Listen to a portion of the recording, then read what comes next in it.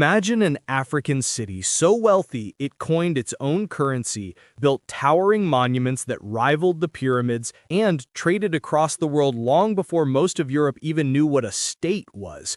What if I told you these weren't isolated stories, but entire kingdoms that reshaped the world? In this video, we're diving into 3 extraordinary African empires that changed trade, religion, and culture, and whose legacies still ripple through our world today. Stay until the end because you'll discover not only their epic rise, but also the lessons they left behind for us. Let's begin. Africa.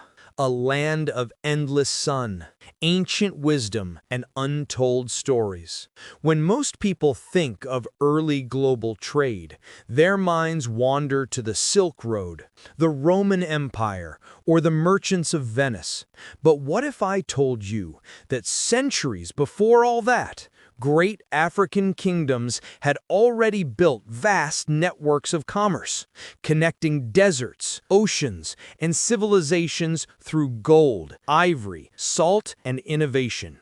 This is the beginning of Africa's Golden Age, a story that started long before colonizers set foot on the continent, a story of ambition, power, and global influence. Our journey begins in the Horn of Africa, in a place where mountains kiss the sky and ships sail the Red Sea, carrying treasures the world had never seen. This was the Kingdom of Aksum, one of the most advanced civilizations of its time, located in what is now Ethiopia and Eritrea. Aksum wasn't just powerful, it was brilliantly strategic. Its location made it the beating heart of trade between Africa, Arabia, and the Mediterranean world. From its ports in Adulis, Aksumite merchants exported gold, ivory, frankincense, and exotic animals, and imported silk, glass, and spices from as far as India and Rome. Imagine that.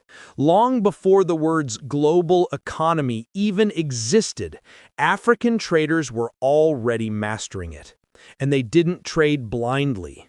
They built trust, the ultimate currency of civilization.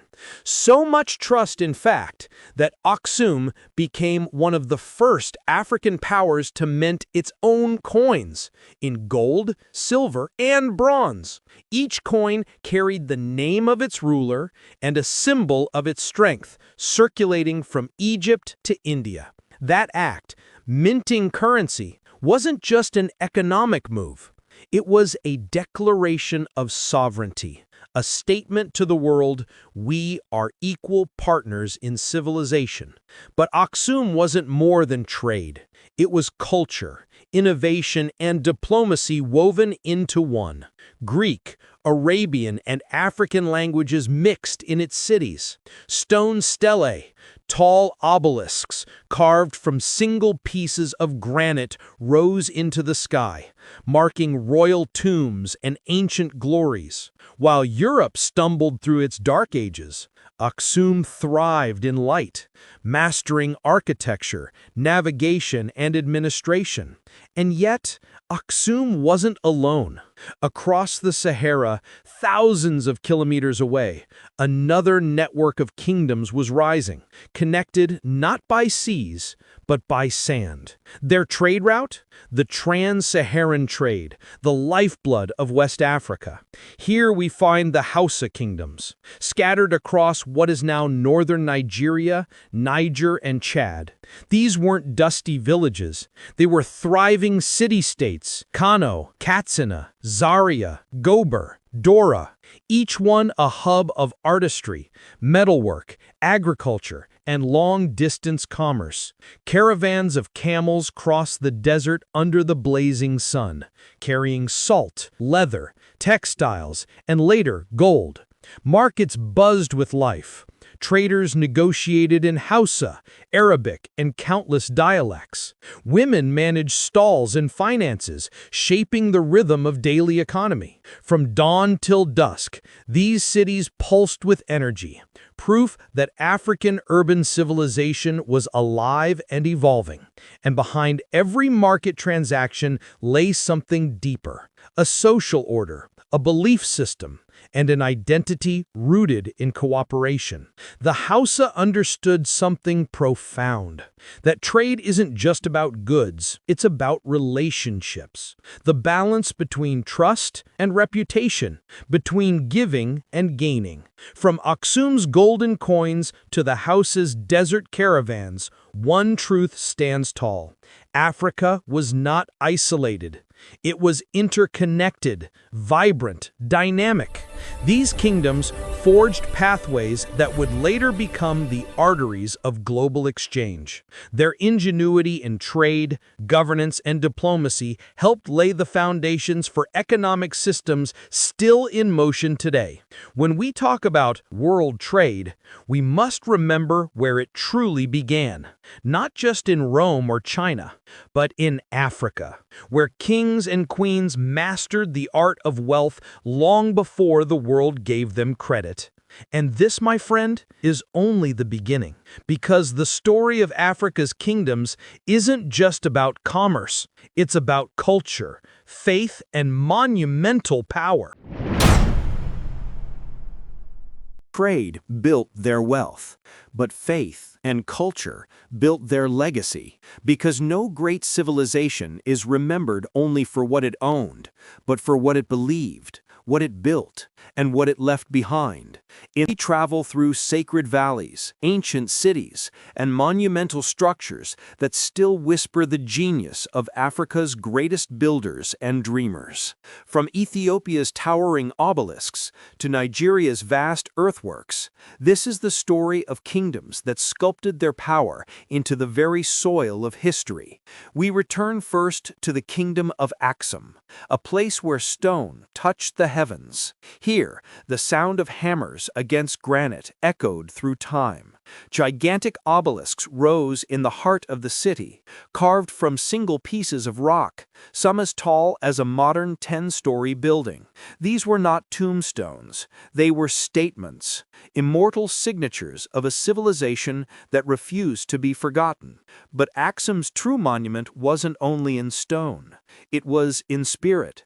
Under Emperor Ezana, around the 4th century, the kingdom embraced Christianity, long before most of Europe would.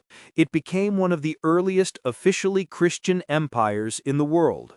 The cross replaced the disk of the sun on Aksumite coins. Churches replaced royal shrines. The empire's faith flowed across mountains and seas, shaping what we now call the Ethiopian Orthodox tradition. It was more than religion. It was identity. Aksum declared to the world, "We are guided by faith, and we lead with purpose."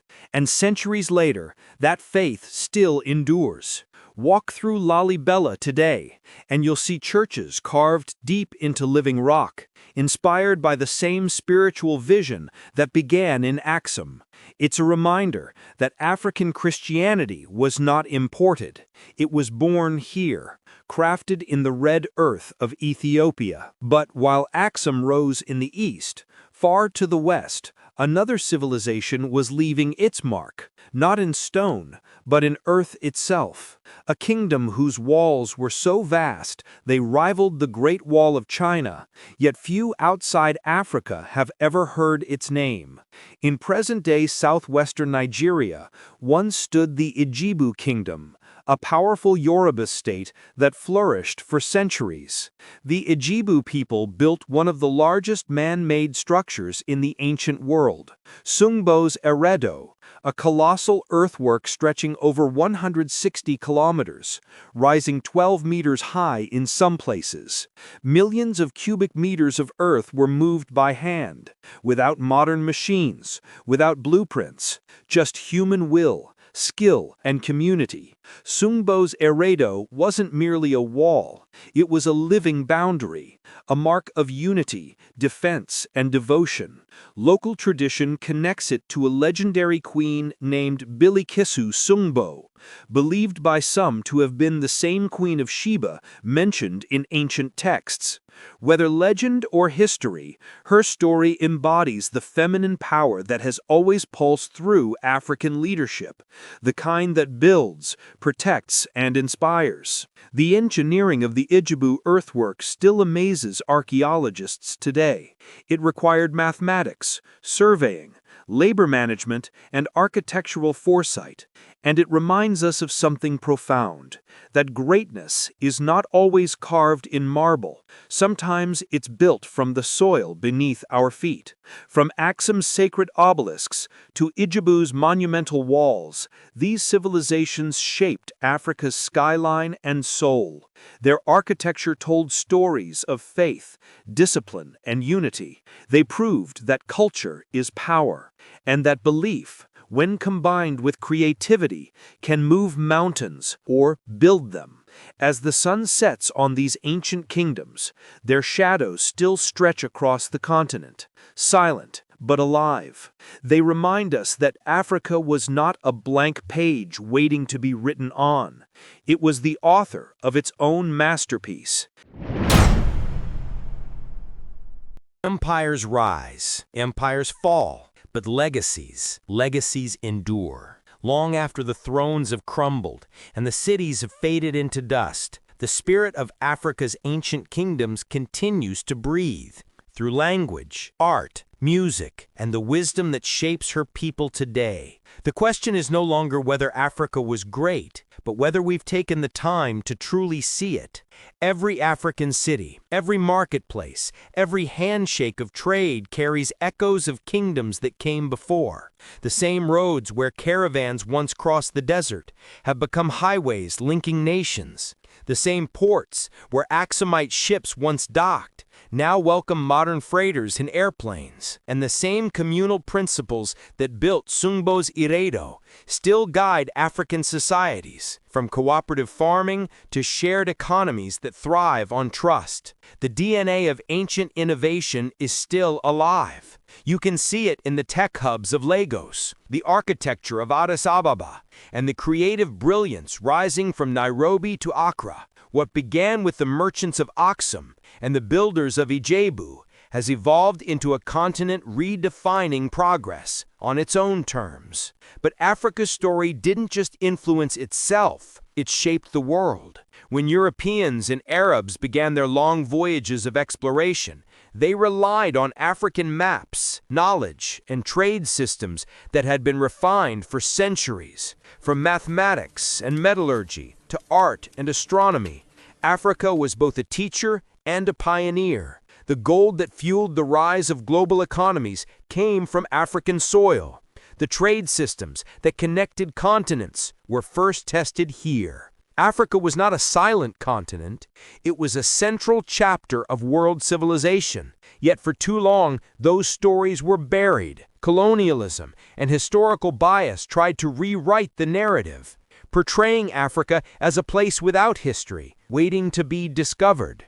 But history doesn't disappear just because it's ignored. It waits, it whispers. And today, those whispers are becoming a roar. Young Africans are unearthing their past, documenting their heroes, preserving their languages, and reclaiming their voices. From the classrooms of Ibadan to the museums of Addis Ababa, a new generation is reconnecting with its ancestral brilliance. They're learning that the stones of Aksum and the walls of Ijebu were not ruins, they were foundations. Foundations of courage, foundations of identity, and most importantly, foundations of pride. When you stand before the obelisk of Aksum or the walls of Sungbo's Iredo, you're not just looking at ancient architecture, you're looking at a mirror that reflects what Africa has always been capable of: vision, resilience, unity.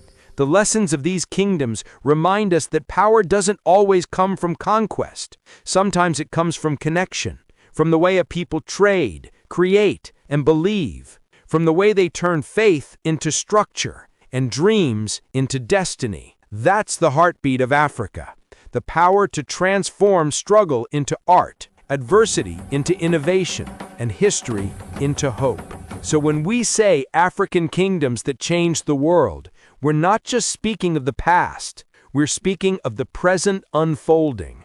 Because Africa's story didn't end with Aksum or Ijebu, it continues. in every young mind designing the future, in every artist reclaiming the past, in every nation rising to tell its own story. The kingdoms may have fallen, but their spirit walks among us, in the rhythm of the drums, the strength of the people, and the endless horizon that still calls Africa home. So if this journey has opened your eyes to the greatness of Africa's forgotten empires, don't let the story stop here. Like this video, share it, and subscribe, because we're just beginning to uncover the deep, unstoppable heartbeat of African history.